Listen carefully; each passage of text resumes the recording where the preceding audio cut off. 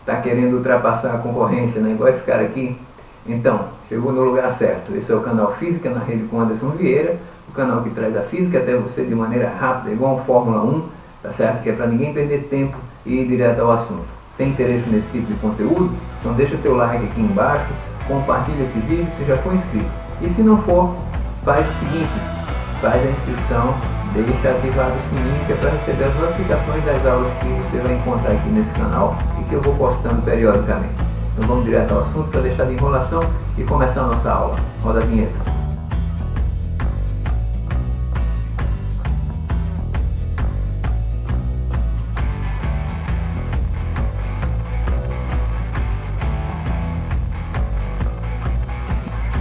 Para saber se o corpo está em repouso ou em movimento, é necessário antes adotarmos um referencial, que é um ponto que julgamos estar fixo para que possamos observar a distância do corpo que vamos estudar até aquele referencial. Se essa distância muda com o tempo, o corpo está em movimento. Se essa distância não mudar com o tempo, dizemos que o corpo está em repouso. Veja, a Terra em torno do Sol, se pegarmos o Sol como um ponto fixo, vamos observar a Terra girando em torno do Sol numa trajetória elíptica. Mas o fato da Terra girar em torno do Sol, ou seja, estar em movimento em torno do Sol, em relação ao Sol, significa que o Sol também está em movimento em relação à Terra. Por isso que a gente vê o Sol passando por nós ao longo dos dias. Tá ok? Mas a questão do movimento de repouso é sempre uma questão relativa. Ou seja, se A está em movimento em relação a B, B estará em movimento em relação a A. Fixe essa ideia. A trajetória do corpo também é algo relativo, depende de quem observa, tá? Mas o que é a trajetória do corpo? Uma vez definido o referencial, observado o movimento do corpo, eu vou olhar que o corpo ocupa posições diferentes à medida que o tempo passa. Ou seja, se eu pudesse marcar um pontinho em todo lugar que o corpo ocupou no movimento dele em relação a um certo referencial e ligar esses pontos, eu vou estar desenhando a trajetória do corpo para aquele referencial, tá certo? Então veja que depende de quem está olhando, depende de como se está olhando a trajetória que o corpo descreve em seu movimento. Vou mostrar para vocês aqui em um desenho a razão disso. É bem simples. Vamos lá. Vamos imaginar aqui agora esse avião que vai passando aqui por onde essas pessoas estão. Eles estão necessitando de algum mantimento. Então o avião vem aqui, ó, e solta um pacote aqui desse jeito. O avião tem uma velocidade para frente e o pacote, como sai de dentro do avião, ele vai sair com a mesma velocidade para frente também. Se esse avião tem uma velocidade V, o pacote vai ter uma velocidade V para frente.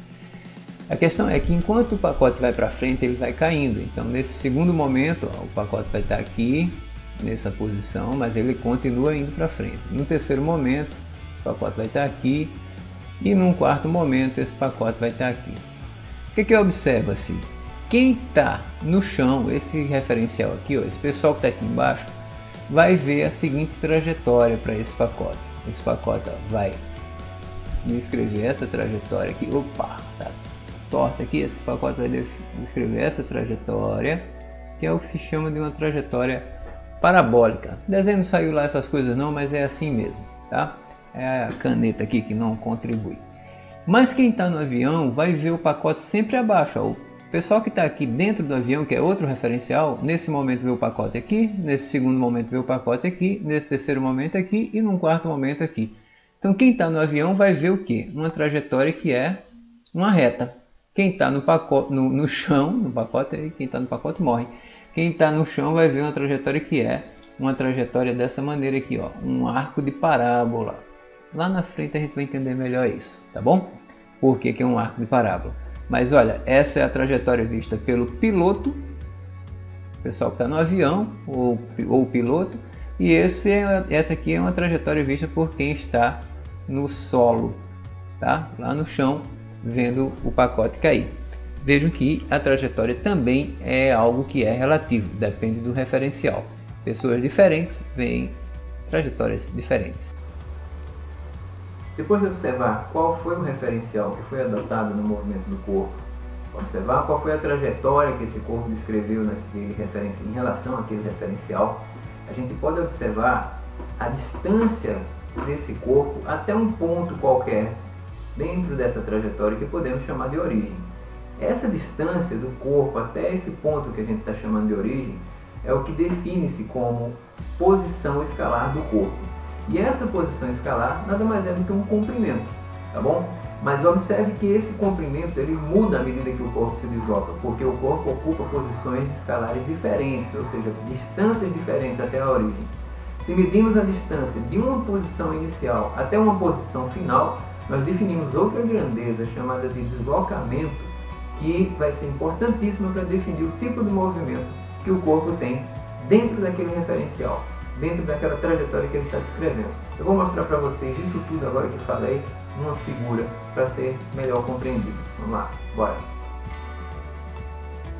Então vamos lá. Vejam só, aqui ó, estou pegando uma trajetória qualquer de um corpo. Uma trajetória bem simples, porém genérica, que está representando qualquer movimento aqui. Ok? Então vou colocar um corpo aqui ó, num certo lugar.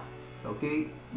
Esse ponto aqui é o ponto que eu chamei de origem. Não significa dizer que o corpo saiu dali. Significa dizer que tudo que eu medi em relação a distâncias dentro dessa trajetória vai ser em relação a esse ponto. Então, a posição escalar desse corpo em relação a essa origem seria essa distância aqui, ó, esse tamanho aqui, tá bom? E eu vou representar essa posição escalar, que seria esse lugar aqui, a distância desse lugar até aqui, o ponto que eu chamei de origem, eu vou representar pela letra S, tá?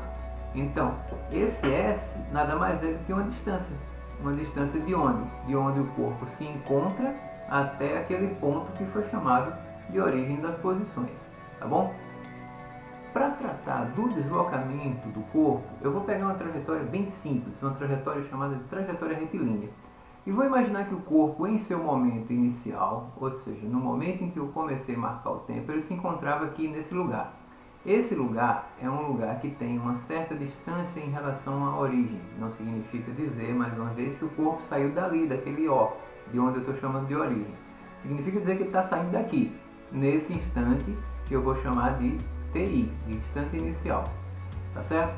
O corpo se desloca e momentos depois ele vai estar aqui, ó, nessa outra posição que eu vou chamar de SF, num momento posterior que eu vou chamar de TF.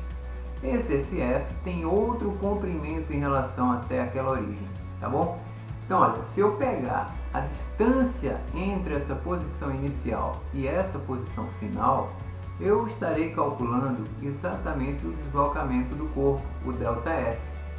E esse ΔS nada mais é do que pegar a posição final do corpo e subtrair de sua posição inicial.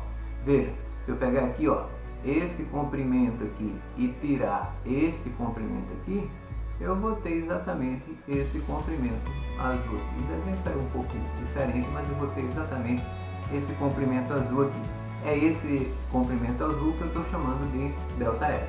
Ou seja, vou apagar um pouquinho aqui para ficar mais perfeito, né? Ou seja, se eu pegar o S, que é a posição final, o S final, e tirar a posição inicial, olha, se eu apagar aqui um tamanho correspondente à posição inicial da posição final, eu vou ficar exatamente com o deslocamento do corpo. Por isso que esse ΔS é calculado dessa maneira. Observe que o ΔS ele pode ser positivo ou negativo, ou seja, se a posição final for maior do que a posição inicial, tá certo? Aqui ó, for maior do que a posição inicial, o que significa? Significa que esse ΔS também vai ser positivo, tá bom? Se o ΔS for calculado numa situação dessa aqui, ó, a posição final for menor do que a posição inicial, significa que esse ΔS vem ser negativo. E aí, o que acontece? Um ΔS positivo significa que o corpo está se deslocando no sentido positivo da trajetória. O movimento é chamado de progressivo. As posições finais são maiores do que as posições iniciais. Um ΔS negativo significa que o corpo está se deslocando no sentido negativo da trajetória e o movimento é chamado de retrógrado, onde eu tenho as posições finais menores do que as posições iniciais. Tá bom assim? Então fica ligado que é o ΔS que vai definir o tipo de movimento que o corpo tem. Tá bom? Traduzindo numa figura, nós temos isso aqui, ó. O movimento, quando é progressivo, significa que o ΔS é positivo e o corpo vai se deslocar no sentido positivo da trajetória, que é isso aqui. Observe, ele vai fazer isso aqui, ó. Tá? Isso é um movimento progressivo. Já quando o movimento é retrógrado, a gente tem o que? Um ΔS negativo, significa que o corpo está voltando, caminhando no sentido negativo da trajetória e o deslocamento dele vai ser nesse sentido aqui, ó. Tá vendo? Então, o que significa um ΔS positivo? Movimento progressivo. ΔS negativo, um movimento retrógrado. Nada mais é, gente, de que movimento retrógrado é um sentido que se dá ao movimento, no sentido negativo da trajetória. E o movimento progressivo é um movimento que se dá no sentido positivo da trajetória. Apenas isso, simples assim, ok? Uma vez calculado o ΔS, olha, se eu puser aqui em termos matemáticos tudo o que a gente falou agora há pouco, veja só, eu tenho aqui uma origem, eu tenho um corpo que saiu de uma certa posição inicial, no momento inicial TI, e ele foi para uma posição final, no momento final, que eu vou chamar de TF, tá? Então, olha, se eu quiser calcular a velocidade escalar média desse corpo, eu vou pegar quanto o corpo se deslocou, o ΔS, e dividir pelo tempo que ele gastou nesse deslocamento. Isso aqui é o que nós chamamos de velocidade escalar média. Observe que isso aqui vai nos dar uma grandeza que tem unidade de medida, que é uma unidade de medida de distância, que é o ΔS, seja lá em que unidade for, dividido por outra grandeza que tem unidade de tempo, que é o ΔT, seja lá em que unidade for. Então, quais são as possíveis unidades de medida de velocidade? Distância sobre tempo pode ser metro por segundo, pode ser quilômetro por hora, pode ser centímetro por dia e assim por diante, ok? Só tenha cuidado para não misturar as unidades, tá certo? Para não misturar as unidades quando você for fazer seus exercícios. Por exemplo, uma velocidade de 72 km por hora, como eu transformo isso para metros por segundo? Veja só, 72 km por hora, eu posso repetir aqui o 72, se eu quero um metro por segundo, no lugar do quilômetro eu vou colocar quantos metros tem um quilômetro? 1000 metros, o equivalente em metros. No lugar das horas eu vou colocar o equivalente em segundos, aqui ó, 3.600 segundos.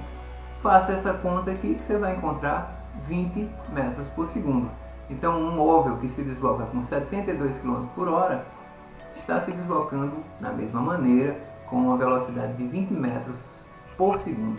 Significa 20 metros a cada segundo, ok? Se fosse o contrário, ao invés de fazer 20 metros por segundo, 72 km por hora para metro por segundo para encontrar 20, por exemplo, eu tenho aqui 30 metros por segundo. Se eu quiser transformar para quilômetros por hora, então eu vou substituir aqui, ó, repetir o 30, no lugar do metro eu vou colocar o equivalente em quilômetros, que seria 1 sobre 1000, e no quilômetro, né, aqui, e no lugar do segundo eu vou colocar o equivalente em hora. 1 segundo é 1 sobre 3.600 de hora. Fazendo essa conta aqui, tá, eu vou encontrar 30 vezes, ó, fração dividido por fração, repete a primeira, 1 sobre 1000, multiplica pelo inverso da segunda, que é 3.600 sobre 1, e eu vou fazer essa conta para encontrar aqui 108 km por hora. Um móvel que se desloca com 30 metros por segundo está se deslocando da mesma maneira, 108 km a cada hora. Deixa dito aqui para vocês algo. Não se iluda com o 3,6 que aparece na transformação de velocidades de metro por segundo para quilômetro por hora, ou o contrário, de quilômetro por hora para metro por segundo. É só nesse caso. Se a transformação for de centímetro por segundo para quilômetros por dia, o fator de conversão é outro. Então fica atento, preste atenção como é que faz essa transformação e não fica achando que o 3,6 vai resolver tudo na sua vida. Se liga, preste atenção, não decora, aprende, ok? Viu como é simples, que não tem dificuldade em calcular uma velocidade escalar média? Então é simples também, tanto quanto, fazer o compartilhamento desse vídeo. Compartilha aí com um amigo teu e deixa um comentário aqui embaixo para que eu possa saber qual é a sua opinião. Assista outros vídeos desse canal e vamos seguir sempre firmes, tá certo? Com Deus sendo louvado em nossas atitudes, para que estejamos sempre dentro de um bom caminho. Até breve, até a próxima. A gente se vê.